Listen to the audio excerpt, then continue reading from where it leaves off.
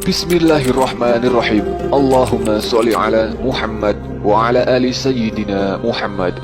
Rasulullah Muhammad sallallahu alaihi wasallam menerima ilmu segala bidang ilmu dari Allah Subhanahu wa taala, dari ilmu syariat, tarekat, hakikat, marifat, sains, hikmah, sosial, budaya, sejarah, hingga ilmu yang dirahasiakan untuk kaum awam, dan segalanya tersimpan pada ayat-ayat suci Al-Quran. Meski sesempurna itu, rupanya masih ada ilmu yang diterima Nabi Muhammad yang tidak sanggup dibawa Al-Quran maupun jin dan malaikat. Kita akan mengulas ilmu tingkat tinggi tersebut dengan tema pertemuan Alif Lam Mim dan Alif Lam Ha. Ulasan ini sangat sayang jika terlewatkan. Untuk itu silahkan simak sampai akhir. Assalamualaikum warahmatullahi wabarakatuh. Selamat datang di Al-Maktub. Sebelum lanjut silahkan ikuti dengan subscribe untuk mendapatkan update video yang akan membahas kajian Islam dari sudut pandang yang sedikit berbeda. Tahukah Anda jika kalimat Alif Lam Mim mengisyaratkan bahasa simbolik gerakan sholat?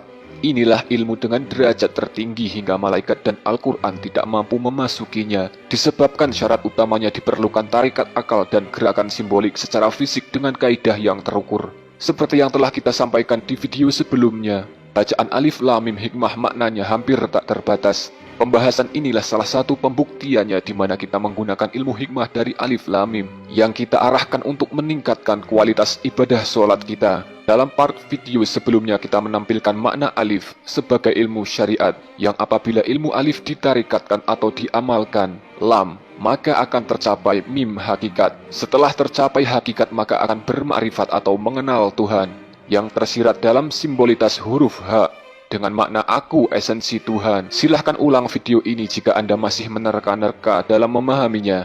Apa yang coba kita uraikan ini bisa Anda praktekkan dalam sholat wajib 5 waktu maupun sholat sunnah. Kita tidak bisa menilai realita ini apakah hanya kebetulan atau hanya cocok logi maupun sebagai suatu fenomena ilmu yang menakjubkan atau apa namanya. Silahkan Anda maknai sendiri apik ilmu Tuhan berikut ini. Huruf alif dengan pola garis lurus adalah simbolitas gerakan sholat pada tahap takbiratul ikhram dan berdiri dengan tangan sedekap. Huruf lam menyimbolkan sama persis dengan posisi ruku. Lalu huruf mim pun sangat identik dengan posisi sujud. Pada posisi inilah mim bertemu ha dengan pengertian saat sujud dalam sholat adalah titik terdekat kemakrifatan seorang hamba pada Allah. Pengertian ini dapat dikuatkan dari banyak alasan. Secara bahasa simbolik huruf mim dan ha memiliki pola serupa, hanya berbeda pada garis tengah di huruf ha. Mengisyaratkan kedekatan dengan yang maha dekat hanya dibatasi status sebagai mim hamba dan hak Tuhan. Secara aspek gerakan sholat dari tahap berdiri sedekap, kemudian gerakan ruku yang dilanjutkan sujud, membentuk sebuah pola mengerucut dengan bentuk segitiga yang mana pola ini memiliki alasan yang sama bahwa posisi sujud adalah titik pusat bertemunya hamba dengan Tuhan. Pun demikian dalam proses diterimanya wahyu perintah sholat. Baginda Nabi Muhammad berada di titik paling dekat dengan Allah Subhanahu wa taala di mana titik tersebut belum pernah dicapai siapapun sebelum dan sesudahnya dan tidak pula bisa dicapai makhluk lain baik jin maupun malaikat. Dalam peristiwa Isra Mi'raj inilah hakikat mim hamba dan hak esensi Tuhan bertemu. Secara pesan tersirat dari keseluruhan sholat sendiri, posisi sujud yang kita simpulkan sebagai titik pertemuan hamba dan Tuhan kemudian dilanjutkan tahap tahiyat dan salam, merupakan kunci bagaimana seharusnya kita menjalani hidup. Dengan makna yang kita sederhanakan, gerakan dan keseluruhan tata cara sholat mengajarkan kita agar kita menemui Tuhan terlebih dahulu sebelum menghadapi bahayanya dunia. Inilah alasan kenapa dalam tahap tahiyat setelah sujud, kita diwajibkan membaca 2 sholawat, bersolawat kepada Nabi Ibrahim alaihissalam dan Nabi Muhammad sallallahu alaihi wasallam.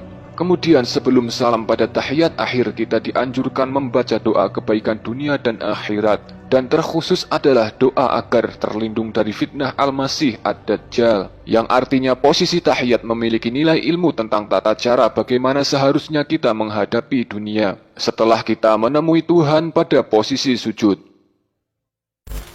Kekhusyuan sholat seorang hamba sendiri dapat ditandai dari kualitas kekhusyuannya saat bersujud, di mana sujud adalah titik makrifat sejati. Bahkan ada sebagian hamba yang tidak ingin bangun dari sujud. Dirinya tidak ingin keluar dari zona makrifat terdekat dengan Tuhan sehingga seorang hamba tersebut memutuskan untuk tidak kembali ke dunia, tidak menikah, tidak bekerja, hanya makan jika ada yang dimakan dan lelaku spiritual tingkat tinggi